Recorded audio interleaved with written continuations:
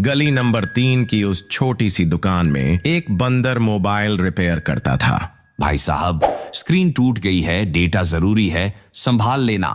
संभाल तो लूंगा, पर जो अंदर छुपा है वो तुम झेल पाओगे। कहते हैं इस बंदर को हर फोन में छुपे राज पता लग जाते हैं। तेरा फोन नहीं, तेरी जिंदगी का बैकअप निकलेगा भाई। क्या मतलब? उसमें तो बस मेरी फोटो है। हाँ, पर जो फोटो डिलीट कर दी थी वो भी वापस आ जाए तो। इस दुकान में रिपेयर नहीं, राज रिवील होते हैं। तू उसे भुला चुका है, लेकिन उसका नंबर